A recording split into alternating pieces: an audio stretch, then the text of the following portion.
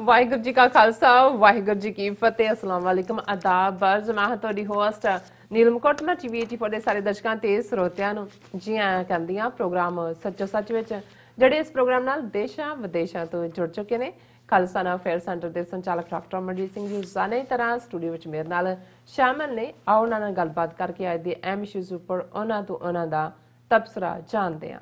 ਜੀ ਡਾਕਟਰ ਸਾਹਿਬ ਵਾਹਿਗੁਰੂ ਜੀ ਕਾ ਖਾਲਸਾ ਵਾਹਿਗੁਰੂ ਜੀ ਕੀ ਫਤਿਹ। हाँ जी नीलम कौर जी ਤੁਹਾਨੂੰ ਵੀ ਤੇ ਦੁਨੀਆ ਭਰ ਚ ਬੈਠੇ ਸਾਡੇ ਬਹੁਤ ਹੀ ਪਿਆਰੇ ਸੋਹਣੇ ਸਿਆਣੇ ਸੁਨੱਖੇ ਟੀਵੀ 84 ਦੇ ਦਰਸ਼ਕਾਂ ਨੂੰ ਵੀ ਵਾਹਿਗੁਰੂ ਜੀ ਕਾ ਖਾਲਸਾ ਵਾਹਿਗੁਰੂ ਜੀ ਕੀ ਫਤਿਹ ਤੇ ਸਾਡੇ ਬਹੁਤ ਹੀ ਪਿਆਰੇ ਮੁਸਲਮਾਨ ਭੈਣਾਂ ਭਰਾਵਾਂ ਨੂੰ ਅਸਲਾਮ ਵਾਲੇਕਮ ਜੀ ਰਾਜ ਸਾਹਿਬ ਜੀ ਨੂੰ ਪ੍ਰੋਗਰਾਮ ਸੱਚੋ ਸੱਚ ਵਿੱਚ ਬਹੁਤ ਸ਼ੁਕਰੀਆ ਜੀ ਰਾਜ ਸਾਹਿਬ ਅੱਜ 10 ਦਸੰਬਰ 2020 27 ਮਗਰ ਨਾਨਕਸ਼ਾਹੀ ਸੰਮਤ 552 ਦਾ ਦਿਨ ਹੈ ਤੇ ਡਾਕਟਰ ਸਾਹਿਬ ਪ੍ਰੋਗਰਾਮ ਸ਼ੁਰੂ ਕਰਨ ਤੋਂ ਪਹਿਲਾਂ ਅਸੀਂ ਆਪਣੇ ਦਰਸ਼ਕਾਂ ਤੇ ਸਰੋਤਿਆਂ ਨੂੰ ਹਮੇਸ਼ਾ ਤਰ੍ਹਾਂ ਦੱਸਦੇ ਵਿਊਅਰਸ ਜੇ ਤੁਸੀਂ ਹੱਕ ਸੱਚ ਇਨਸਾਫ ਤੇ ਪੈਰਾ ਦਿਨ ਦਾ ਇੱਕੋ ਇੱਕ ਚੈਨਲ ਟੀਵੀ 84 ਨੂੰ ਦੇਖਣਾ ਚਾਹੁੰਦੇ ਹੋ ਤਾਂ ਤੁਸੀਂ ਦੇਖ ਸਕਦੇ spectrum cable RCN cable Bell Fibe cable Canada roku jadoo box shawa facebook tv 84 ਦੀ ਐਪ ਰਾਹੀਂ online streaming and IP box ਤੇ ਤੁਸੀਂ tv 84 ਨੂੰ ਦੇਖ ਸਕਦੇ ਹੋ ਵਿਊਅਰਸ ਜੇ ਤੁਸੀਂ tv 84 ਨਾਲ ਜਾਂ ਪ੍ਰੋਗਰਾਮ ਸੱਚੋ ਸੱਚ ਨਾਲ ਫੇਸਬੁੱਕ ਰਾਹੀਂ ਜੁੜੇ ਹੋ ਤਾਂ ਇਸ ਨੂੰ ਵੱਧ ਤੋਂ ਵੱਧ ਲਾਈਕ ਕਰੋ ਤੇ ਸ਼ੇਅਰ ਕਰੋ ਅਤੇ ਨਾਲ ਹੀ YouTube ਤੇ ਸਬਸਕ੍ਰਾਈਬ ਵੀ ਕਰੋ। ਇਹ ਵੀ ਦੱਸ ਦਈਏ ਕਿ ਤੁਸੀਂ tv 84 ਦੀ ਐਪ ਨੂੰ ਐਂਡਰੋਇਡ ਐਂਡ ਐਪ ਸਟੋਰ ਤੇ ਡਾਊਨਲੋਡ ਕਰਕੇ ਜੋ tv 84 ਦੀ ਲਾਈਵ ਸਟ੍ਰੀਮ ਹੈ ਉਸ ਨੂੰ ਤੁਸੀਂ 24 ਆਵਰਸ ਦੇਖ ਸਕਦੇ ਹੋ। ਵਿਊਅਰਸ ਹੁਣ ਅਸੀਂ ਆਪਣੇ ਪ੍ਰੋਗਰਾਮ ਦੀ ਸ਼ੁਰੂਆਤ ਕਰਾਂਗੇ। ਸੋ ਪਹਿਲਾ ਸਾਡਾ ਟੌਪਿਕ ਹੋਏਗਾ ਹਿਊਮਨ ਰਾਈਟਸ ਦੇ ਉੱਪਰ ਕਿ ਜਿਸ ਤਰ੍ਹਾਂ ਕਿ ਅੱਜ 10 ਦਸੰਬਰ ਦਾ ਦਿਨ ਇੰਟਰਨੈਸ਼ਨਲ ਹਿਊਮਨ ਰਾਈਟਸ ਦੀ 72ਵੀਂ ਜਿਹੜੀ ਹੈ ਸਾਲਗਿਰਾ ਹੈ। ਸੋ ਠੀਕ 72 ਸਾਲ ਪਹਿਲਾਂ ਸੈਨ ਫਰਾਂਸਿਸਕੋ ਦੇ ਵਿੱਚ UNO ਵੱਲੋਂ ਇਨਸਾਨੀ ਹੱਕਾਂ ਦਾ ਚਾਰਟਰ ਯਾਨੀ ਕਿ ਚਾਰਟਰ ਆਫ ਹਿਊਮਨ ਰਾਈਟਸ ਜਾਰੀ ਕੀਤਾ ਗਿਆ ਸੀ। ਸੋ ਇਹਨਾਂ 72 ਸਾਲਾਂ ਦੇ ਵਿੱਚ ਦੁਨੀਆ ਵਿੱਚ ਆਮ ਕਰਕੇ ਅਤੇ ਆਪਣੇ ਆਪ ਨੂੰ ਦੁਨੀਆ ਦੀ ਸਭ ਤੋਂ ਵੱਡੀ ਜਮਹੂਰੀਅਤ ਦੱਸਣ ਵਾਲੇ ਭਾਰਤ ਵਿੱਚ ਖਾਸ ਕਰਕੇ ਕੀ ਵੇਖਣ ਵਿੱਚ ਆਇਆ ਹੈ। ਸੋ ਇਸ ਬਾਰੇ ਆਪਾਂ ਵਿਚਾਰ ਚਰਚਾ ਕਰਨ ਜਾ ਰਹੇ ਹਾਂ। ਸੋ ਅਸੀਂ ਚਾਹਾਂਗੇ ਕਿ ਤੁਸੀਂ ਸਟਾਰਟਿੰਗ ਤੋਂ ਲੈ ਕੇ ਐਂਡ ਤੱਕ ਸਾਡੇ ਨਾਲ ਇਸੇ ਤਰ੍ਹਾਂ ਹੀ ਜੁੜੇ ਰਹਿਣਾ। ਦੇਖਣ ਸੁਣਨ ਤੁਹਾਡਾ ਸਭ ਦਾ ਬਹੁਤ ਬਹੁਤ ਸ਼ੁਕਰੀਆ। ਜੀ ਰਾਜ ਸਾਹਿਬ ਕੀ ਵਿਚਾਰਾਂ ਨੇ ਇਸ ਟੌਪਿਕ ਬਾਰੇ? ਦੇਖੋ 10 ਦਸੰਬਰ ਦਾ ਦਿਨ ਅੱਜ ਦੁਨੀਆ ਭਰ 'ਚ ਜਿਹੜੇ ਮਨੁੱਖੀ ਹੱਕਾਂ ਨੂੰ ਪਿਆਰ ਕਰਨ ਵਾਲੇ ਨੇ ਮਨੁੱਖੀ ਹੱਕਾਂ ਲਈ ਆਵਾਜ਼ ਚੁੱਕਣ ਵਾਲੇ ਨੇ ਉਹਨਾਂ ਨੇ ਆਪੋ ਆਪਣੇ ਤਰੀਕੇ ਦੇ ਨਾਲ ਇਸ ਨੂੰ ਯਾਦ ਕੀਤਾ। ਬਿਲਕੁਲ ਜਦੋਂ ਕਿ Amnesty international human rights watch ਔਰ ਹੋਰ ਦੁਨੀਆ ਦੇ ਸਾਰੇ ਕੰਟੀਨੈਂਟਸ ਵਿਚਲੇ ਜਿਹੜੇ ਹਿਊਮਨ ਰਾਈਟਸ ਗਰੁੱਪਸ ਨੇ ਉਹ ਆਮ ਤੌਰ ਤੇ ਹਰ ਸਾਲ ਇਸ ਦਿਨ ਕੈਂਡਲ ਲਾਈਟ ਵਿਜਲ ਕਰਦੇ ਨੇ ਸੈਮੀਨਾਰਸ ਹੁੰਦੇ ਨੇ ਜਾਂ ਹੋਰ ਐਕਟੀਵਿਟੀਜ਼ ਹੁੰਦੀਆਂ। ਇਸ ਬਾਰੇ ਥੋੜ੍ਹੀਆਂ ਲੋ ਐਬ ਤੇ ਸੀ ਪਰ ਇਸ 'ਚ ਕੋਈ ਸ਼ੱਕ ਨਹੀਂ ਕਿ ਹੁਣ ਜਦੋਂ ਕਿ COVID-19 ਨੇ ਸਾਰੀ ਮਨੁੱਖਤਾ ਨੂੰ ਆਪਣੀ ਲਪੇਟ ਦੇ ਵਿੱਚ ਲਿਆ ਤੇ ਯੂਨਾਈਟਿਡ ਨੇਸ਼ਨਸ ਜਿਸ ਨੇ 50 ਸਾਲ ਦੀ ਜਦੋਂ ਅਸੀਂ ਗੱਲ ਕਰਦੇ ਹਾਂ ਤੇ ਅੱਧੀ ਸਦੀ ਤਾਂ ਉਸ UNO ਦੇ ਥੱਲੇ ਹੀ ਰਹੀ ਤੇ ਹੁਣ ਉਹ ਨਾਲੋਂ ਲੱਥ ਗਿਆ ਇਹਨੂੰ ਕੱਲਾ ਯੂਨਾਈਟਿਡ ਨੇਸ਼ਨਸ ਕਿਹਾ ਜਾਂਦਾ ਹੈ। ਸੋ 72 ਸਾਲ ਪਹਿਲਾਂ ਉਦੋਂ ਸਿਰਫ UN ਦੇ ਜਿਹੜੇ ਨੇ 50 ਦੇਸ਼ ਹੀ ਮੈਂਬਰ ਸੀ। 10 ਦਸੰਬਰ 1948 ਨੂੰ ਹਿਊਮਨ ਰਾਈਟਸ ਦੀ ਪ੍ਰੋਕਲੇਮੇਸ਼ਨ ਜਿਹਨੂੰ ਅਸੀਂ ਡੈਕਲੇਰੇਸ਼ਨ ਆਫ ਹਿਊਮਨ ਰਾਈਟਸ ਕਹਿੰਦੇ ਹਾਂ ਜਾਂ ਜਿਸ ਲਈ ਅੱਜ ਚਾਰਟਰ ਆਫ ਹਿਊਮਨ ਰਾਈਟਸ ਹੈ ਉਹ ਸੈਨ ਫਰਾਂਸਿਸਕੋ ਦੇ ਵਿੱਚ ਜਿਹੜਾ ਇਸ ਨੂੰ ਜਾਰੀ ਕੀਤਾ ਸੀ। ਔਰ ਇਸ 'ਚ ਕੋਈ ਸ਼ੱਕ ਨਹੀਂ ਹੈ ਕਿ ਇਸ ਦੀ ਡਰਾਫਟਿੰਗ ਦੇ ਵਿੱਚ ਉਸ ਵੇਲੇ ਅਮਰੀਕਾ ਦੇ ਪ੍ਰੈਜ਼ੀਡੈਂਟ ਰੂਜ਼ਵੈਲਟ ਉਹਨਾਂ ਦੀ ਵਾਈਫ ਜਿਹਨੂੰ ਅਸੀਂ ਫਸਟ ਲੇਡੀ ਕਹਿੰਦੇ ਹਾਂ ਉਹਨਾਂ ਦਾ ਨਾਂ ਐਲੀਨਰ ਰੂਜ਼ਵੈਲਟ ਸੀ। ਇਹ ਬੜੀ ਫਾਈਲੈਂਥਰੋਪਿਕ ਪਿਆਰ ਕਰਨ ਵਾਲੀ ਹਰ ਜਿਹੜਾ ਸ਼ੌਕ ਜਿਸ ਨੂੰ ਅਸੀਂ ਇਨਸਾਨੀਅਤ ਨਾਲ ਲਬਰੇਜ਼ ਸ਼ੌਕ ਕਵਾਂਗੇ ਕਿਉਂਕਿ ਸੈਕੰਡ ਵਰਲਡ ਵਾਰ ਦੇ ਵੇਲੇ ਵੀ ਜਿੱਥੇ ਜਿੱਥੇ ਅਮਰੀਕਨ ਫੌਜਾਂ ਤਾਇਨਾਤ ਸੀ ਉਹਨਾਂ ਦੇ ਨਾਲ ਮਿਲਣਾ ਉਹਨਾਂ ਦੇ ਪਰਿਵਾਰਾਂ ਨੂੰ ਮਿਲਣਾ ਔਰ ਇਹ ਬਹੁਤ ਵੱਡੀ ਦਿਲੋਂ ਇਸ ਗੱਲ ਦੀ ਹਾਮੀ ਸੀ ਜਾਂ ਹਮਾਇਤੀ ਸੀ ਕਿ ਇਹ ਇਨਸਾਨੀ ਖੂਨ ਬੇਵਜ੍ਹਾ ਨਹੀਂ ਡੁੱਲਣਾ ਚਾਹੀਦਾ। ਔਰ ਸੈਕੰਡ ਵਰਲਡ ਵਾਰ ਤੋਂ ਵੀ ਪਹਿਲਾਂ ਅਸੀਂ ਦੇਖਦੇ ਹਾਂ ਕਿ ਇਹ ਨਹੀਂ ਹੈ ਕਿ ਪਹਿਲਾਂ ਯਤਨ ਨਹੀਂ ਹੋਏ ਕਿ ਕੋਈ ਇਸ ਕਿਸਮ ਦਾ ਸਟਰਕਚਰ ਦੁਨੀਆ ਦੇ ਸਾਹਮਣੇ ਹੋਏ ਜਿਸ 'ਚੋਂ ਜਿਹੜਾ ਉਹ ਟਕਰਾਅ ਘਟੇ। ਜਦੋਂ ਪਹਿਲਾ ਸੰਸਾਰ ਜੰਗ ਹੋਇਆ 1914 ਤੋਂ 1918 ਤੱਕ ਔਰ 1919 ਤੱਕ ਪਹੁੰਚਦੇ ਆ ਜਿਹੜਾ ਉਹ ਐਗਰੀਮੈਂਟ ਹੋ ਜਾਂਦਾ ਸੋ ਉਸ ਤੋਂ ਬਾਅਦ ਇੱਕ ਬਾਡੀ ਹੋਂਦ ਦੇ ਵਿੱਚ ਆਈ ਸੀ, ਉਹਦਾ ਨਾਮ ਸੀ ਲੀਗ ਆਫ ਨੇਸ਼ਨਸ। ਬਿਲਕੁਲ। ਹੁਣ ਇਸ ਗੱਲ ਦਾ ਵੀ ਧਿਆਨ ਰਹੇ ਕਿ ਜਿਹੜੇ ਦੋਨੋਂ ਹੀ ਵੱਡੇ ਸੰਸਾਰ ਜੰਗ ਹੋਏ ਨੇ ਉਹ ਯੂਰਪੀਅਨ ਮੁਲਕਾਂ ਨੇ ਹੀ ਜਿਹੜੀ ਆ ਉਹ ਪਾਲਾਬੰਦੀ ਕੀਤੀ। ਇੱਕ ਪਾਸੇ ਜਰਮਨ ਹੈ, ਇੱਕ ਪਾਸੇ ਇੰਗਲੈਂਡ ਹੈ, ਫਿਰ ਅਸੀਂ ਦੂਸਰੀ ਵਾਰੀ ਦੇਖਦੇ ਹਾਂ ਉਹੀ ਇੱਕ ਦੋ ਇਧਰੋਂ ਉਧਰੋਂ ਕੱਢ ਕੇ ਉਹੀ ਦੇਸ਼ ਨੇ। ਬਾਕੀ ਏਸ਼ੀਆ ਹੋਏ, ਅਫਰੀਕਾ ਹੋਏ ਜਾਂ ਦੂਸਰਾ ਜਿਹੜਾ ਆਸਟ੍ਰੇਲੀਆ ਔਰ ਦੂਸਰੇ, ਇਹ ਤਾਂ ਬਾਅਦ ਦੇ ਵਿੱਚ ਉਹਦੀ ਜ਼ਦ ਵਿੱਚ ਆਉਂਦੇ ਨੇ, ਕਿਉਂਕਿ ਜਿਹੜੀਆਂ ਉਦੋਂ ਤੱਕ ਪਹਿਲੀ ਵਰਲਡ ਵਾਰ ਤੱਕ ਔਰ ਦੂਸਰੀ ਤੱਕ ਵੀ ਬਹੁਤ ਵੱਡਾ ਸੰਸਾਰ ਜਿਹੜਾ ਉਹ ਤਾਂ ਕੋਲੋਨਾਈਜ਼ ਕੀਤਾ ਹੋਇਆ ਸੀ, ਬਸਤੀਆਂ ਬਣਾਇਆ ਹੋਇਆ ਸੀ ਯੂਰਪੀਅਨ ਮੁਲਕਾਂ ਨੇ। ਸੋ ਇਹ ਜਦੋਂ ਲੜਦੇ ਸੀ ਤੇ ਨਾਲ ਦੀ ਨਾਲ ਜਿਹੜੀਆਂ ਇਹਨਾਂ ਦੀਆਂ ਬਸਤੀਆਂ ਸੀ ਉੱਥੋਂ ਫੌਜਾਂ ਭਰਤੀ ਕਰਕੇ ਲਿਆਂਦੇ ਸੀ, ਉਹਨਾਂ ਨੂੰ ਮਰਨ ਲਈ ਅੱਗੇ ਕਰ ਦਿੰਦੇ ਸੀ। ਹੁਣ ਅਸੀਂ ਜੇ ਅੱਜ ਦੇ ਕੰਟੈਕਸਟ ਦੇ ਵਿੱਚ ਈਵਨ ਸਿੱਖ ਕੌਮ ਦੇ ਹਵਾਲੇ ਨਾਲ ਦੇਖੀਏ ਕਿ ਫਸਟ ਵਰਲਡ ਵਾਰ ਦੇ ਵਿੱਚ ਹੀ 1 ਲੱਖ ਤੋਂ ਜ਼ਿਆਦਾ ਸਿੱਖਾਂ ਦੀ ਡੈਥ ਔਰ ਵੂਨਡਡ, ਜਿਹਨੂੰ ਕੈਜੂਅਲਟੀ ਇਨ ਟੋਟਲ ਕਹਿੰਦੇ ਨੇ, ਉਹ ਹੋਈ। ਸੈਕੰਡ ਵਰਲਡ ਵਾਰ ਵੀ ਮਿਲਾ ਲਓ ਤਾਂ 2 ਲੱਖ ਤੋਂ ਜ਼ਿਆਦਾ ਬਣ ਜਾਂਦਾ। ਹੁਣ ਉਸ ਜ਼ਮਾਨੇ 'ਚ ਜਦੋਂ ਟੋਟਲ ਸਿੱਖਾਂ ਦੀ ਆਬਾਦੀ 6-7 ਮਿਲੀਅਨ ਵੀ ਤੋਂ ਵੀ ਘੱਟ ਸੀ, ਇੰਨੀ ਵੱਡੀ ਗਿਣਤੀ 'ਚ, ਔਰ ਜਿਹੜਾ ਫੌਜੀ ਹੈ ਜ਼ਾਹਰ ਹੈ ਭਰ ਜਵਾਨੀ 'ਚ ਹੁੰਦਾ ਸੀ, 16 ਸਾਲ ਦੀ ਉਮਰ 'ਚ ਫੌਜ ਚਲਾ ਗਿਆ, 18 ਸਾਲ ਦੀ, 10-15 ਸਾਲ ਦੀ ਨੌਕਰੀ। ਸੋ ਭਰ ਜਵਾਨੀ 'ਚ ਉਹ ਪੀਰੀਅਡ ਜਿਹੜਾ ਪਰਿਵਾਰ ਨੂੰ ਅੱਗੇ ਵਧਾਉਣ ਦਾ ਪੀਰੀਅਡ ਹੁੰਦਾ। ਸੋ ਤੁਸੀਂ ਦੇਖੋ ਵੀ ਅਸੀਂ ਬਾਕੀ ਨਸਲਕੁਸ਼ੀਆਂ ਦੀ ਗੱਲ, ਅੱਜ ਹਕੂਮਤਾਂ ਡੈਮੋਕ੍ਰੇਸੀ ਦੇ ਨਾਂ ਥੱਲੇ ਤਾਂ ਸਾਡੀਆਂ ਜਵਾਨੀਆਂ ਨੂੰ ਉਹਨਾਂ ਨੇ ਕਿਵੇਂ ਡਿਸਅਪੀਅਰ ਕਰ ਦਿੱਤਾ ਹੈ ਫੇਕ ਸਟੇਜ ਐਨਕਾਊਂਟਰਸ ਦੇ ਵਿੱਚ। ਪਰ ਉਸ ਪੀਰੀਅਡ ਵੱਲ ਵੀ ਜੇ ਨਜ਼ਰ ਮਾਰੋ, ਔਰ ਤੁਸੀਂ ਜਦੋਂ ਈਵਨ ਪੰਜਾਬੀ ਜ਼ਬਾਨ ਦੇ ਵਿੱਚ ਐਕਸਪ੍ਰੈਸ਼ਨ ਦੇਖੋਗੇ ਕਿ ਲਾਮ ਨੂੰ ਜਾਣਾ, ਲਾਮ ਹੁਣ ਜੰਗ ਨੂੰ ਕਹਿੰਦੇ ਸੀ, ਔਰ ਇਹ ਪਤਾ ਹੀ ਨਹੀਂ ਸੀ ਹੁੰਦਾ, ਨਾ ਕੋਈ ਫੋਨ ਹੈ ਨਾ ਕੋਈ ਹੋਰ ਹੈ, ਔਰ ਚਿੱਠੀਆਂ ਸੀ ਉਹ ਵੀ ਸੈਂਸਰ ਹੁੰਦੀਆਂ ਸੀ, ਕਈ ਮਹੀਨੇ ਕਈ ਸਾਲ ਜਿਹੜੇ ਕੋਈ ਪ੍ਰਿਜ਼ਨਰ ਬਣ ਜਾਂਦੇ ਸੀ, POW ਪ੍ਰਿਜ਼ਨਰਸ ਆਫ ਵਾਰ ਹੁੰਦਾ ਸੀ, ਵੀ ਮਾਰੇ ਕਿਤੇ ਗਏ, ਉਹ ਭੋਗ ਭਾਗ ਪਾ ਲੈਂਦੇ ਸੀ, ਕਈ ਵਾਰ ਕਈ ਸਾਲ ਬਾਅਦ ਜਾ ਕੇ ਉਹ ਘਰੇ ਆਉਣ ਵਾਲੀ ਗੱਲ ਹੁੰਦੀ ਸੀ। ਸੋ ਅਸੀਂ ਜਦੋਂ ਅੱਜ ਬਹੁਤ ਸਾਰੇ ਸੁੱਖ ਆਰਾਮ ਦੇ ਮਾਹੌਲ 'ਚ ਬੈਠੇ ਹਾਂ ਤਾਂ ਉਹਨਾਂ ਨੂੰ ਵੀ ਤੇ ਤਨਖਾਹ ਕੀ ਸੀ, 9 ਰੁਪਈਆ ਮਹੀਨਾ, ਔਰ ਇਸ ਲਈ ਕਿਉਂਕਿ ਉਹਨਾਂ ਦੇ ਕੋਲ ਹੋਰ ਹੈ ਨਹੀਂ ਸੀ ਕੁਝ ਵੀ, ਖੇਤੀਬਾੜੀ ਕੋਈ ਜੋ ਅੱਜ ਹਾਲ ਕਿਸਾਨਾਂ ਦਾ ਕਰ ਰਹੇ ਨੇ ਉਹ ਜਿਹਾ ਹੀ ਹਾਲ ਉਦੋਂ ਸੀ, ਥੋੜਾ ਵਧਾ ਕੇ ਘਟਾ ਕੇ। ਸੋ ਲੈ ਦੇ ਕੇ ਤੁਹਾਡੇ ਘਰ ਚੁੱਲ੍ਹੇ ਤੇ ਰੋਟੀ ਨਹੀਂ ਸੀ ਪੱਕ ਸਕਦੀ ਜੇ ਤੁਸੀਂ ਫੌਜੀ ਨਹੀਂ ਬਣਦੇ। ਔਰ ਇਹ ਕਿਉਂਕਿ ਸਾਡੇ ਪੰਜਾਬ ਦਾ ਖਿੱਤਾ ਜਿਹਦੇ 'ਚ ਵੱਡੀ ਗਿਣਤੀ 'ਚ ਮੁਸਲਮਾਨ, ਪੰਜਾਬੀ ਵੀ ਔਰ ਪਠਾਨ ਵੀ ਇਹ ਫੌਜ ਦੇ ਵਿੱਚ ਸਨ ਬਹੁਤ ਵੱਡੇ ਨੰਬਰ 'ਚ, ਔਰ ਤੁਸੀਂ ਉਸ ਸੂਬੇ ਦੀ ਫਿਰ ਤਬਾਹੀ ਦੇਖੋ, ਜਿਹਦੀ ਜਵਾਨੀ, ਜਿਹਦੇ ਲੱਖਾਂ ਲੋਕ ਜਿਹੜੇ ਨੇ ਉਹ ਲਾਮ ਤੇ ਗਏ, 4-4 ਸਾਲ 5-5 ਸਾਲ ਜਿਹੜਾ ਉਹ ਮੁੜਦੇ ਹੀ ਨਹੀਂ ਨੇ, ਜਾਂ ਮਾਰੇ ਜਾਂਦੇ ਨੇ ਜਾਂ ਜ਼ਖਮੀ ਹੁੰਦੇ ਨੇ। ਜਦੋਂ ਜ਼ਖਮੀ ਹੋ ਕੇ ਆ ਗਿਆ ਤੇ ਇੱਕ ਦੇ ਨਾਲ 4 ਹੋਰ ਜਿਹੜੇ ਨੇ ਉਹਦੀ ਖਿਦਮਤ ਦੇ ਲਈ ਲੱਗੇ ਨੇ, ਉਹ ਵੀ ਸਾਰਾ ਜਿਹੜਾ ਪਾਰਟ ਰੁਕਦਾ ਸੀ। ਸੋ ਇਸ ਸਾਰੇ ਦੇ ਬਾਵਜੂਦ ਪਹਿਲੀ ਸੰਸਾਰ ਜੰਗ ਦੀ ਤਬਾਹੀ, ਉਦੋਂ ਅਜੇ ਹਵਾਈ ਜਹਾਜ਼ ਨਹੀਂ ਸੀ, ਔਰ ਜਿਹੜੀ ਲੜਾਈ ਸੀ ਟ੍ਰੈਂਚਸ ਦੇ ਵਿੱਚ ਸੀ, ਮੋਰਚਿਆਂ ਦੇ ਵਿੱਚ, ਖੁੰਦਕ ਕਹਿੰਦੇ ਨੇ ਜਾਂ ਖੰਦਕਾਂ ਦੇ ਵਿੱਚ। ਲੇਕਿਨ ਲੀਗ ਆਫ ਨੇਸ਼ਨਸ ਨਾਕਾਮਯਾਬ ਹੋਈ ਔਰ ਨਤੀਜਾ ਦੂਸਰਾ ਸੰਸਾਰ ਜੰਗ। ਉਸ ਤੋਂ ਪਹਿਲਾਂ ਪਰਸੀਕਿਊਸ਼ਨ, ਨਾਜ਼ੀਆਂ ਨੇ ਕੀ ਕੀਤਾ, ਮੁਸੋਲਿਨੀ ਨੇ ਕੀ ਕੀਤਾ, ਅਕਸਰ ਅਸੀਂ ਜ਼ਿਕਰ ਕਰਦੇ ਹਾਂ, ਤੇ ਦੂਸਰੇ ਸੰਸਾਰ ਜੰਗ ਨੇ ਫਿਰ ਕਰੋੜਾਂ ਜਾਨਾਂ ਨਿਗਲ ਲਈਆਂ। ਔਰ ਉਸ ਤੋਂ ਬਾਅਦ ਕਿਉਂਕਿ ਅਮਰੀਕਾ ਜਿਹੜਾ ਉਹ ਪਹਿਲੇ 2-2.5 ਸਾਲ ਤਾਂ ਨਿਊਟਰਲ ਰਿਹਾ, ਦੂਸਰੇ 2.5 ਸਾਲ 'ਚ ਸ਼ਾਮਲ ਹੋਇਆ, ਔਰ ਫਿਰ ਇਹਨਾਂ ਨੂੰ ਲੱਗਿਆ ਕਿ ਨਹੀਂ, ਦੁਨੀਆ ਦੇ ਵਿੱਚ ਇੱਕ ਆਰਡਰ ਹੋਣਾ। ਐਟਮ ਬੰਬ ਇਹਨਾਂ ਨੇ ਇਸਤੇਮਾਲ ਕੀਤੇ। ਸੋ ਮੈਂ ਗੱਲ ਬੀਬੀ ਐਲੀਨਾ ਰੂਜ਼ਵੈਲਟ ਦੀ ਕਰਾਂ ਕਿ ਉਹਨੇ ਸਿੰਸੀਅਰਲੀ ਇਸ ਨੂੰ ਯਕੀਨੀ ਬਣਾਉਣ ਦੀ ਕੋਸ਼ਿਸ਼, ਹਿਊਮਨ ਰਾਈਟਸ, ਜੇ ਤੁਸੀਂ ਚਾਰਟਰ ਦੇਖੋ ਹਿਊਮਨ ਰਾਈਟਸ ਦਾ, ਬਿਊਟੀਫੁਲ ਚਾਰਟਰ ਹੈ। ਔਰ ਇਹ ਨਹੀਂ ਕਿ ਗੱਲ ਉੱਥੇ ਮੁੱਕੀ ਹੈ, ਜਿਹੜੇ ਵਿੱਚ ਨੁਕਤੇ ਕੁਝ ਰਹਿ ਗਏ ਸੀ ਵਕਤ ਪਾ ਕੇ 1960ਵਿਆਂ 70ਵਿਆਂ 'ਚ, ਜਿਨ੍ਹਾਂ ਨੂੰ UN ਕਨਵੈਨਸ਼ਨਸ ਕਹਿੰਦੇ ਨੇ ਜਾਂ ਪ੍ਰੋਟੋਕਾਲ ਦੇ ਥੱਲੇ, ਉਸ ਨੂੰ ਹੋਰ ਜਿਹੜਾ ਫੋਰਟੀਫਾਈ ਕੀਤਾ ਗਿਆ। ਪਰ ਮੁੱਢਲੇ ਤੌਰ ਤੇ, ਕਿਉਂਕਿ ਮੇਰੇ ਕੋਲ ਪੂਰਾ ਚਾਰਟਰ ਮੈਂ ਕੱਢਿਆ ਹੋਇਆ, ਪਰ ਉਹ ਜਾ ਕੇ ਕੋਈ ਵੀ ਜਿਹੜਾ ਦਿਲਚਸਪੀ ਰੱਖਦਾ ਹੈ ਇਹਨੂੰ ਦੇਖ ਸਕਦਾ ਹੈ, ਤੁਸੀਂ ਗੂਗਲ ਕਰ ਸਕਦੇ ਹੋ।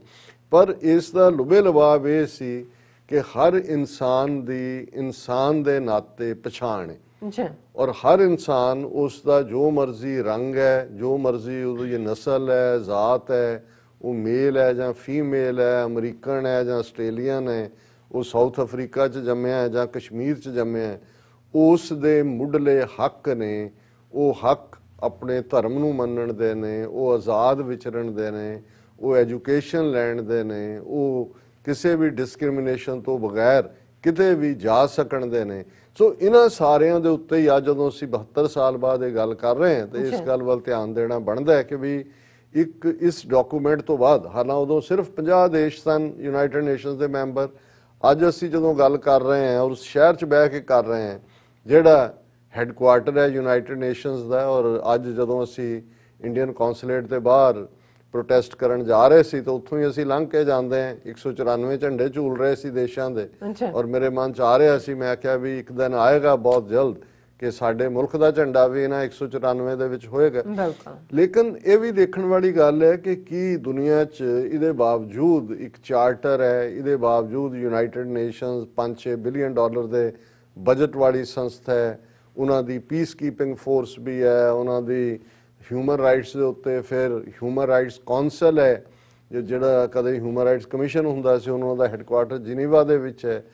ਕਿੰਨਾ ਅਮਲਾ ਫੈਲਾ ਹੈ, ਇੰਡੀਪੈਂਡੈਂਟ ਹਿਊਮਨ ਰਾਈਟਸ ਗਰੁੱਪਸ ਕਿੰਨੇ ਨੇ, ਹਰ ਦੇਸ਼ ਨੇ ਆਪਣੇ ਆਪਣੇ ਕਮਿਸ਼ਨ ਬਣਾਏ ਹੋਏ ਨੇ, ਹਿਊਮਨ ਰਾਈਟਸ ਕਮਿਸ਼ਨ। ਅਮਰੀਕਾ ਦੇ ਵਿੱਚ ਸੈਮਾਈ ਗਵਰਨਮੈਂਟ US ਕਾਂਗਰਸ ਦੀ ਅਪਰੂਵਲ ਦੇ ਨਾਲ 1996-97 ਚ US commission on international religious freedom ਹੈ, ਇੰਨੇ ਅਦਾਰੇ ਨੇ। ਔਰ ਇਸੇ ਤਰ੍ਹਾਂ ਈਵਨ ਅਸੀਂ ਗ੍ਰਾਸ ਰੂਟ ਲੈਵਲ ਤੱਕ ਦੇਖਦੇ ਹਾਂ ਕਿ ਬਹੁਤ ਸਾਰਾ ਇਕੱਲਾ ਹਿਊਮਨ ਰਾਈਟਸ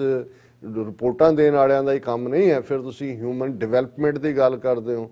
ਉਹਨਾਂ ਦੇ ਵਿੱਚ ਕਿੰਨੀਆਂ ਅੱਗੋਂ NGOs ਨੇ, ਜੇ ਤੁਸੀਂ ਦੁਨੀਆ 'ਚ NGOs ਦੇਖੋ ਉਹਨਾਂ ਦੀ ਗਿਣਤੀ ਲੱਖਾਂ 'ਚ ਹੈ,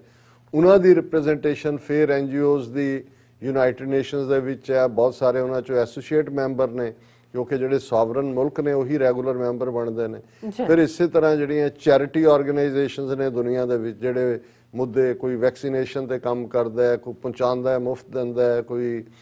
ਜਿਹੜਾ ਉਹ ਬੇਸਿਕ ਨੀਡਸ ਫੂਡ ਕੱਪੜੇ ਇਹ ਉਹ। ਸੋ ਇਹ ਜਿਹੜੀ ਸਾਰੀ ਸਪਿਰਿਟ ਦੁਨੀਆ ਦੇ ਵਿੱਚ ਹੈ, ਇਹਦੇ 'ਚ ਕੋਈ ਸ਼ੱਕ ਨਹੀਂ ਹੈ ਕਿ ਜੇ ਅਸੀਂ ਪਹਿਲੇ ਪੀਰੀਅਡਸ ਦੇਖੀਏ, ਕਦੇ ਆਪਣੇ ਬਜ਼ੁਰਗਾਂ ਦਾਦਾ ਦਾਦੀ ਨਾਨਾ ਨਾਨੀ ਤੋਂ ਵੀ ਫਲਾਣੇ ਕੀ ਜੀ ਉਹ ਤਾਂ ਫਾਕੇ ਨਾਲ ਮਰ ਗਿਆ, ਹੁਣ ਤੁਹਾਨੂੰ ਦੁਨੀਆ 'ਚ ਇਹ ਨਹੀਂ ਨਜ਼ਰ ਆਏਗਾ ਕਿ ਫਾਕੇ ਨਾਲ ਮਰ ਗਿਆ, ਕਿਉਂਕਿ ਇਹ ਯੂਨਾਈਟਿਡ ਨੇਸ਼ਨਸ ਦੀ ਬਦੌਲਤ ਹੈ ਕਿ ਦੁਨੀਆ ਭਰ 'ਚ ਇਸ ਗੱਲ ਨੂੰ ਯਕੀਨੀ ਬਣਾਇਆ ਜਾਂਦਾ ਹੈ। ਸੋਮਾਲੀਆ, ਇਥੋਪੀਆ, ਅਫਰੀਕਨ ਮੁਲਕ ਜਿਹੜੇ ਕਦੇ ਭੁੱਖ ਦੇ ਨਾਲ ਜਿਹੜੇ ਨੇ ਉਹਨਾਂ ਦੇ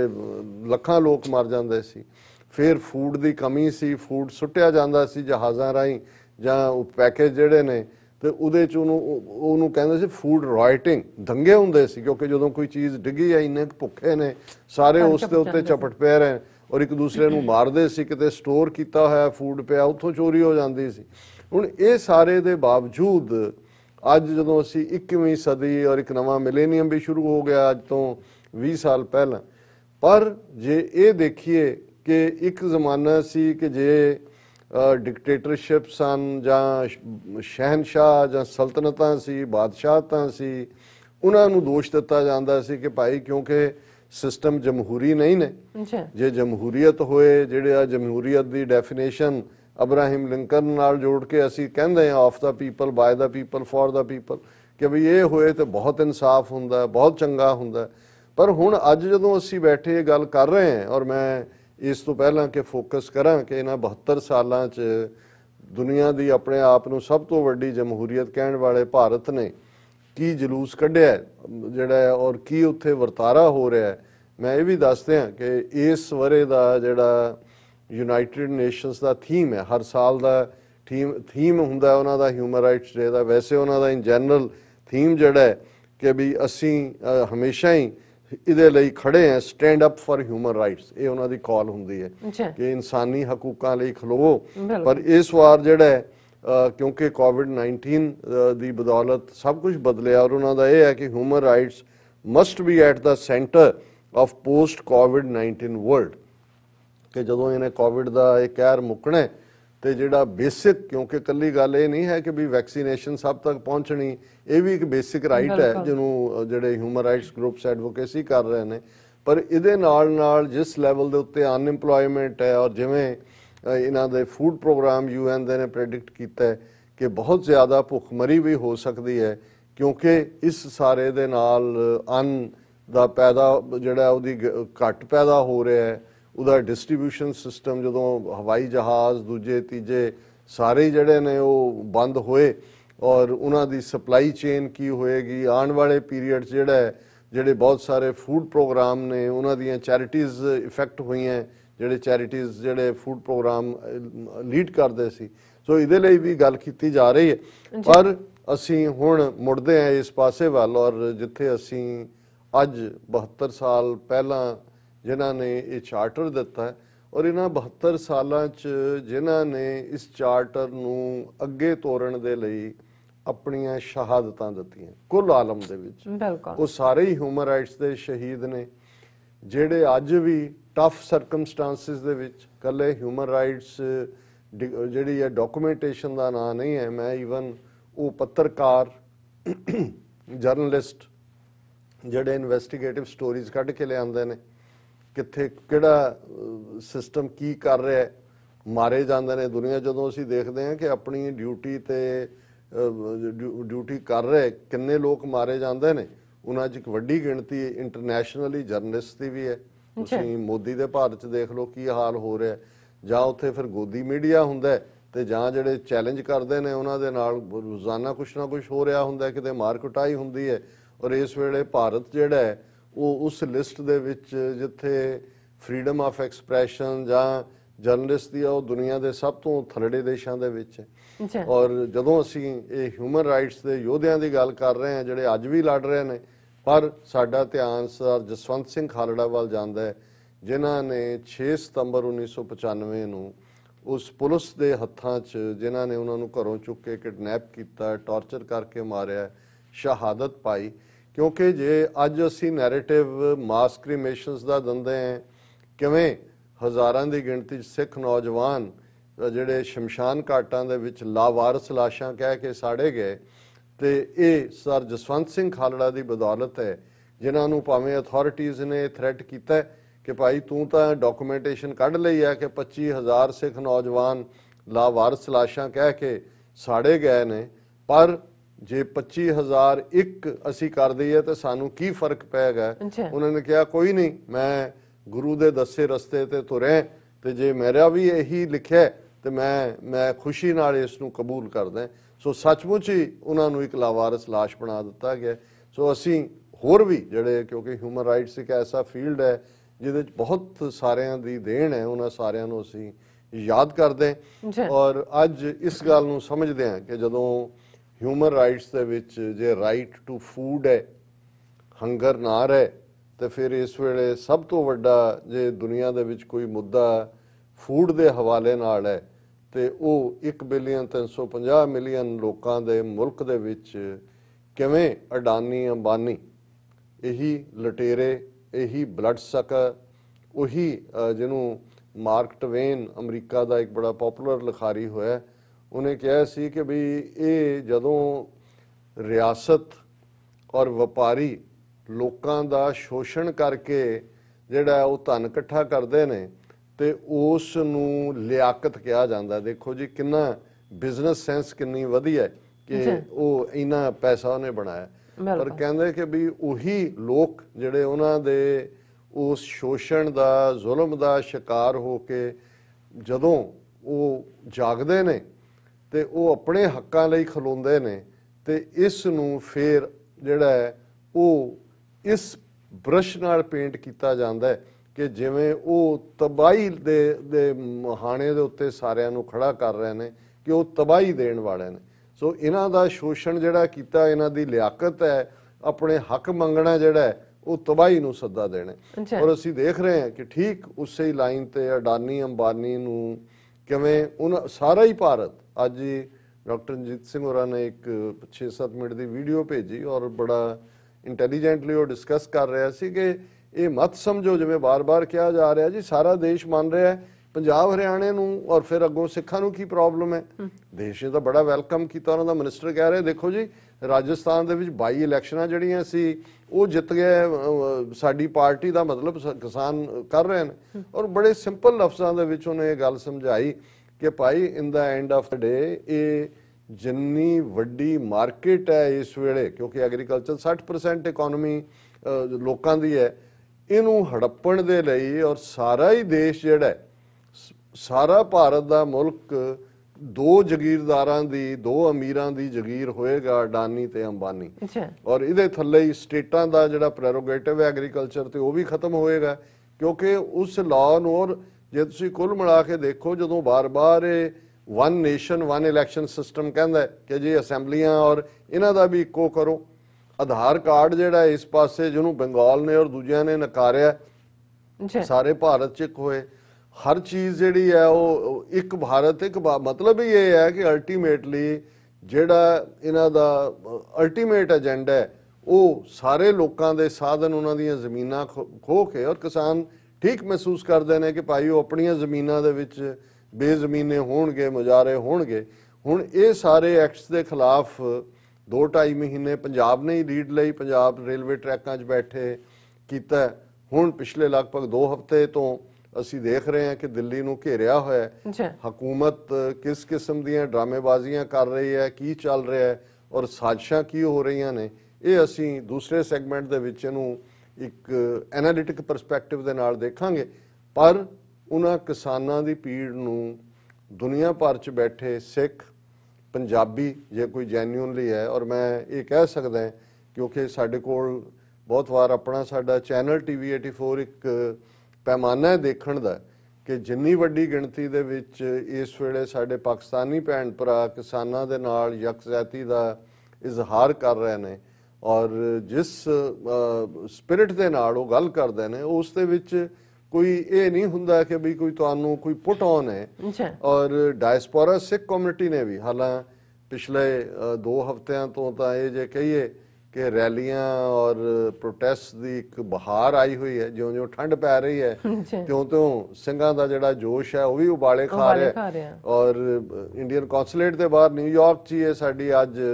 ਜਿਹੜੀ ਆ ਉਹ ਚੌਥੀ ਰੈਲੀ ਸੀ ਔਰ ਮੈਂ ਇਹਦੀ ਵੀ ਡੀਟੇਲ 'ਚ ਗੱਲ ਕਰਾਂਗਾ।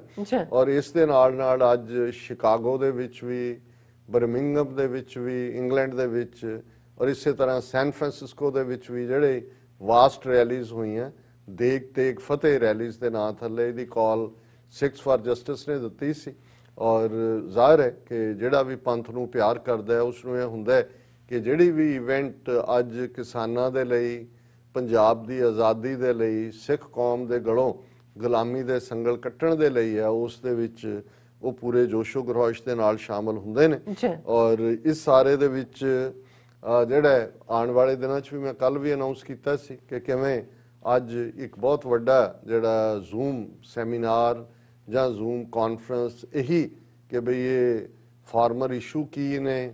ਚੈਲੰਜਸ ਕੀ ਨੇ, ਸੋਲੂਸ਼ਨਸ ਕੀ ਨੇ, ਯੂਨਾਈਟਿਡ ਸਿੱਖਸ ਵੱਲੋਂ ਕੀਤਾ ਗਿਆ ਤੇ 30 ਤੋਂ ਜ਼ਿਆਦਾ ਜਿਹੜੇ ਉਹਨਾਂ 'ਚ ਲਾਅ ਮੇਕਰ ਵੀ ਸੀ, ਕਾਂਗਰਸਮੈਨ ਵੀ ਨੇ, ਪੰਜਾਬ ਦੇ ਇਲੈਕਟਿਡ MLA ਵੀ ਨੇ, ਸਕਾਲਰ ਵੀ ਨੇ ਔਰ ਯੰਗਸਟਰ ਜਿਹੜੇ ਹਰ ਪਾਸਿਓਂ ਰਿਪਰੈਜ਼ੈਂਟ ਕਰਦੇ ਨੇ। ਸੋ ਮੇਰੇ ਲਈ ਹਾਲਾਂ ਇੱਕ ਘਾਟੇ ਦੀ ਗੱਲ ਸੀ ਕਿ ਮੈਂ ਉਹ ਨਹੀਂ ਅਟੈਂਡ ਕਰ ਸਕਿਆ ਕਿਉਂਕਿ ਉਹੀ ਟਾਈਮ ਜਿਹੜਾ ਉਹ ਸਾਡੀ ਦੇਗ ਤੇ ਫਤਿਹ ਰੈਲੀ ਦਾ ਸੀ। ਸੋ ਮੈਨੂੰ ਲੱਗਾ ਕਿ ਵੀ ਚਲੋ ਸਕਾਲਰਾਂ ਵਾਲੀ ਗੱਲ ਤਾਂ ਅਸੀਂ ਰੋਜ਼ ਬਹਿ ਕੇ ਕਰ ਹੀ ਲੈਂਦੇ ਹਾਂ, ਇਸ 'ਚ ਆਪਣਾ ਨਾਲ ਜਿਹੜਾ ਆਵਾਜ਼ ਬੁਲੰਦ ਕਰਨੀ। ਔਰ ਦੇਖੋ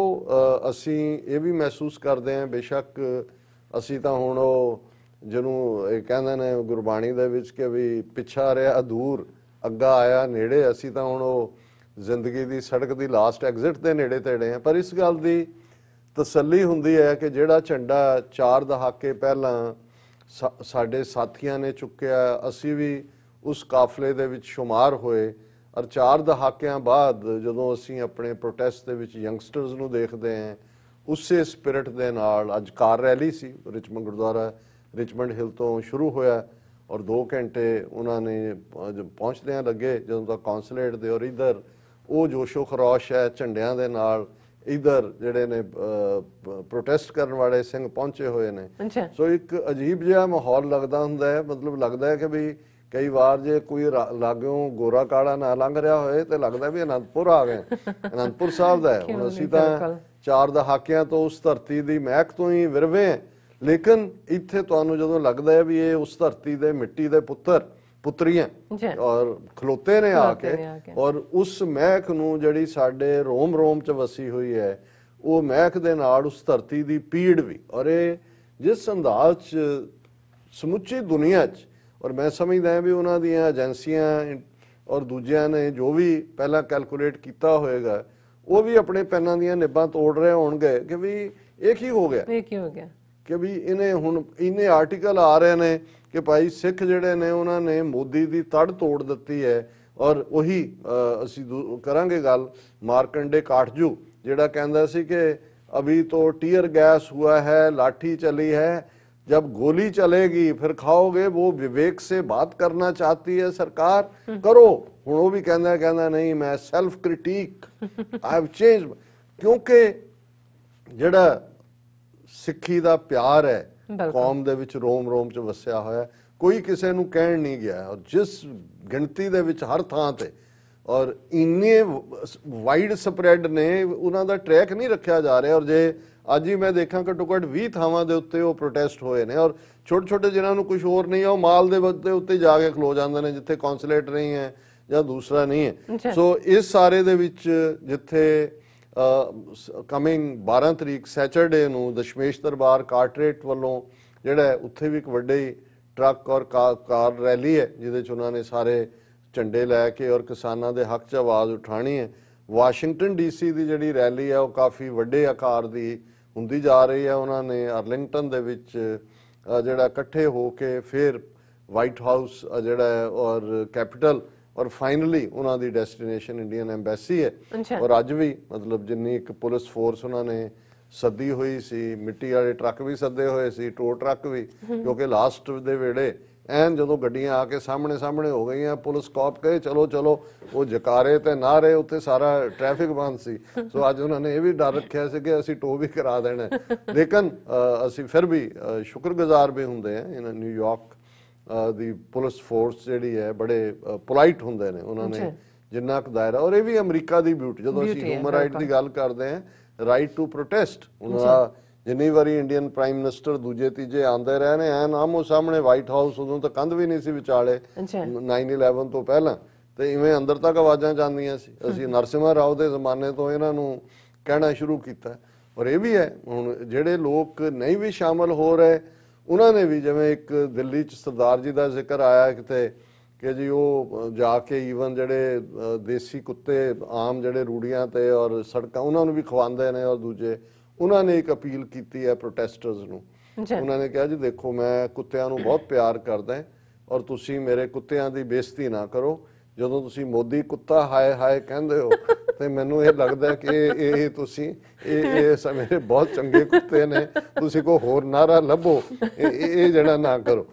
ਸੋ ਇੱਥੇ ਅੱਜ ਤਾਂ ਇਕੱਲਾ ਉਹ ਹਾਏ ਹਾਏ ਨਹੀਂ ਸੀ, ਫਿਰ ਉਹ ਜਿਵੇਂ ਇੱਕ ਟਰੈਕਟਰ ਦੇ ਨਾਲ ਉਹਦਾ ਪੁਤਲਾ ਘੜੀਸ ਕੇ ਲਿਆਏ। ਔਰ ਜਦੋਂ ਰੈਲੀ ਚੱਲ ਰਹੀ ਸੀ ਔਰ ਅੱਧ ਵਿਚਾਲੇ ਫਿਰ ਉਹ ਆ ਗਿਆ, ਫਿਰ ਜਿਵੇਂ ਪੂਰਾ ਪ੍ਰਸ਼ਾਦ ਲਈਦਾ ਜੋ ਹਰ ਜੁੱਤੀ ਥੱਲੇ ਰੱਖੀ ਸੀ, ਹਰ ਕੋਈ ਦੋ ਜੁੱਤੀਆਂ ਮਾਰ ਕੇ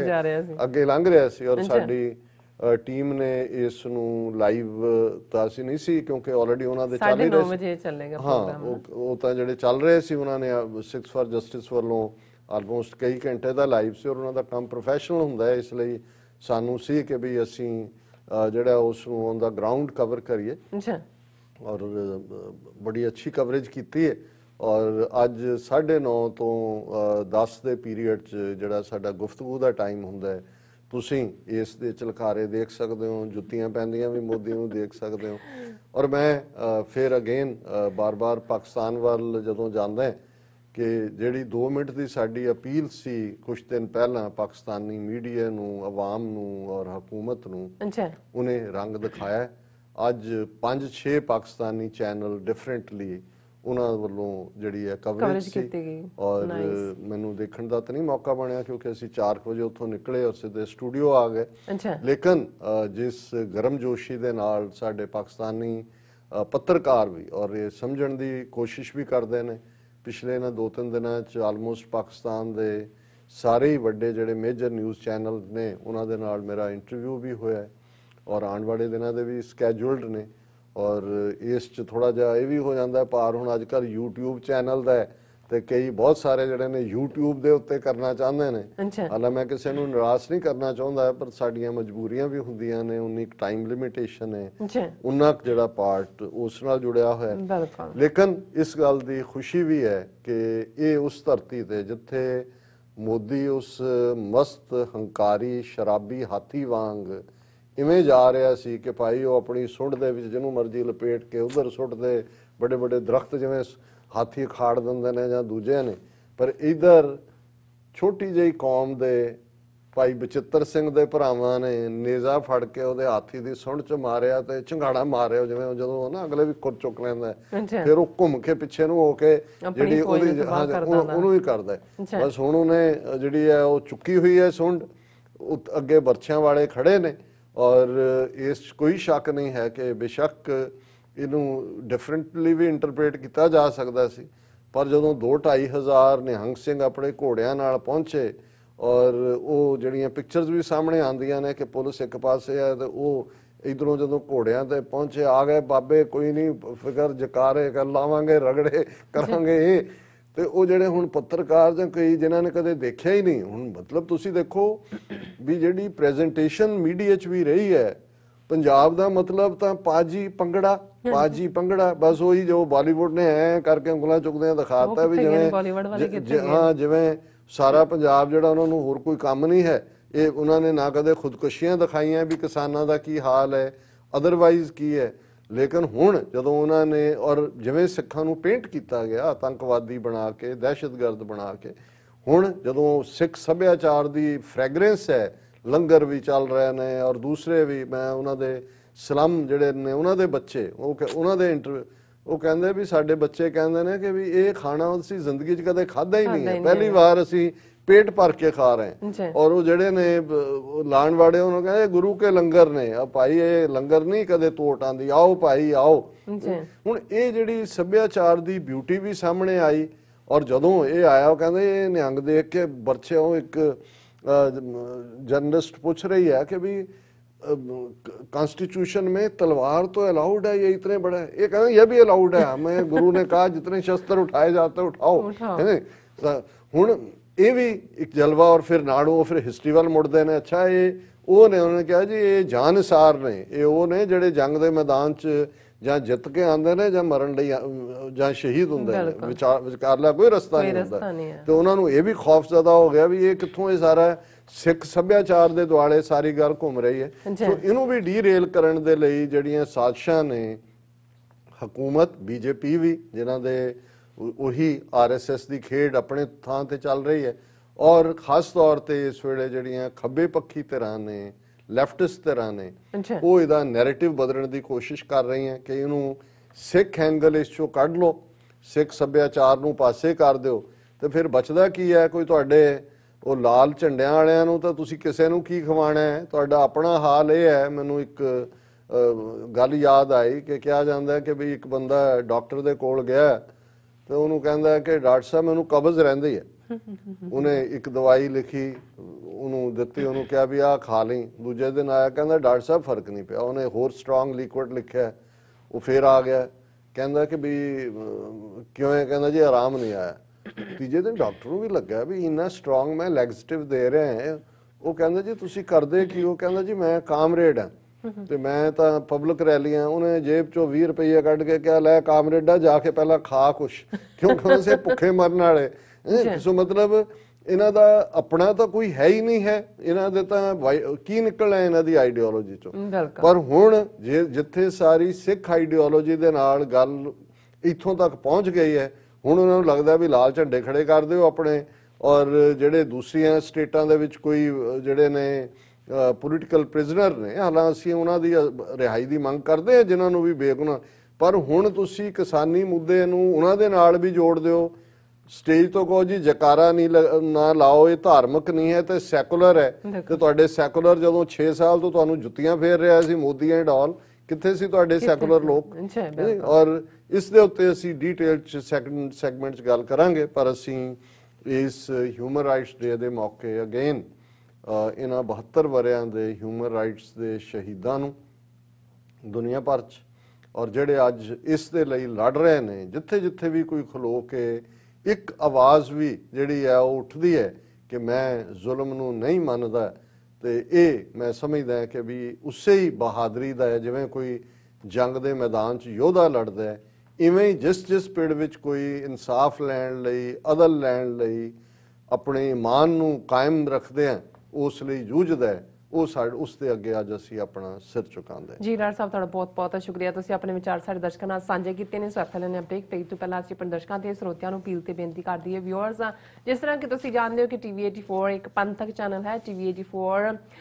ਜੋ ਹੈ ਉਹ ਤੁਹਾਡੇ ਵਿਸ਼ਵਾਸ ਸਦਕਾ, ਤੁਹਾਡੇ ਪਿਆਰ ਸਦਕਾ, ਤੁਹਾਡੀ ਡੋਨੇਸ਼ਨ ਸਦਕਾ ਸਾਰੀ ਦੁਨੀਆ ਦੇ ਵਿੱਚ ਪਹਿਲੇ ਦਿਨ ਤੋਂ ਹੀ ਦੇਖਿਆ ਜਾ ਰਿਹਾ ਹੈ। ਟੀਵੀ 84 ਗੁਰੂ ਨਾਨਕ ਸਾਹਿਬ ਦੇ ਜੋ ਸਾਂਝੀ ਵਾਲਤਾ ਦੇ ਜਿਹੜੇ ਫਲਸਫੇ ਨੂੰ ਸਾਰੀ ਦੁਨੀਆ ਦੇ ਵਿੱਚ ਪ੍ਰਚਾਰ ਤੇ ਪ੍ਰਸਾਰਿਆ ਹੈ, ਉਹ ਟੀਵੀ 84 ਤੁਹਾਡੀ ਡੋਨੇਸ਼ਨ ਦੀ ਹੱਕਦਾਰ ਹੈ। ਸੋ ਟੀਵੀ 84 ਨੂੰ ਚਲਾਉਣ ਵਾਲੀ mother organisation global Sikh affairs in media inc ਇੱਕ not for profit and tax exempt organisation ਹੈ। ਇਸ ਨੂੰ ਦਿੱਤੀ ਗਈ ਤੁਹਾਡੇ ਦੁਆਰਾ ਇੱਕ ਜਿਹੜੀ ਪੈਣੀ ਹੈ ਉਹ ਟੈਕਸ ਡਿਡਕਟੇਬਲ ਹੈ। ਸੋ ਡੋਨੇਸ਼ਨ ਕਰਨ ਲਈ ਤੁਸੀਂ ਟੀਵੀ 84 ਦੀ ਐਪ ਤੇ ਜਾ ਕੇ ਜਾਂ ਫਿਰ tv84.tv ਤੇ ਜਾ ਕੇ ਡੋਨੇਟ ਤੇ ਜਿਹੜੇ ਬਟਨ ਨੂੰ ਫੋਲੋ ਕਰੋ। ਤੁਸੀਂ ਆਪਣੀ ਡੋਨੇਸ਼ਨ ਆਟੋ ਪੇ ਰਾਹੀਂ ਮੰਥਲੀ ਜਾਂ ਫਿਰ ਵਨ ਸ਼ਾਟ ਵੀ ਕਰ ਸਕਦੇ ਹੋ। ਡੋਨੇਟ ਕਰਨ ਲਈ ਤੁਸੀਂ ਬੈਂਕ ਅਕਾਊਂਟ, ਜ਼ੈਲ, ਹਰ ਕਿਸਮ ਦਾ credit card, debit card, PayPal ਦੀ ਵਰਤੋਂ ਕਰ ਸਕਦੇ ਹੋ। ਤੁਸੀਂ ਟੀਵੀ 84 ਦੇ ਨਾਮ ਤੇ ਚੈੱਕ ਬਣਾ ਕੇ ਸਾਨੂੰ ਮੇਲ ਵੀ ਕਰ ਸਕਦੇ ਹੋ ਸਾਡੇ ਇਸ ਪਤੇ ਤੇ 36-01 37th Avenue, Long Island City, New York 11101 USA, ਜਾਂ ਫਿਰ ਤੁਸੀਂ ਸਾਨੂੰ ਫੋਨ ਰਾਹੀਂ ਵੀ ਸੰਪਰਕ ਕਰ ਸਕਦੇ ਹੋ ਸਾਡੇ ਫੋਨ ਨੰਬਰ ਤੇ 5166191984, ਜਾਂ ਫਿਰ ਤੁਸੀਂ ਸਾਨੂੰ ਈਮੇਲ ਵੀ ਕਰ ਸਕਦੇ ਹੋ support@tv84.tv ਤੇ। ਅਸੀਂ ਤੁਹਾਡੇ ਤਹਿ ਦਿਲ ਤੋਂ ਸ਼ੁਕਰਗੁਜ਼ਾਰ ਹੋਵਾਂਗੇ। ਸੋ ਵਿਊਅਰਸ, ਤੁਸੀਂ ਨਾਲ ਇਸੇ ਤਰ੍ਹਾਂ ਹੀ ਬਣੇ ਰਹਿਣਾ। ਮਿਲਦੇ ਹਾਂ ਛੋਟੇ ਜਿਹੇ ਵਕਫੇ ਤੋਂ ਬਾਅਦ।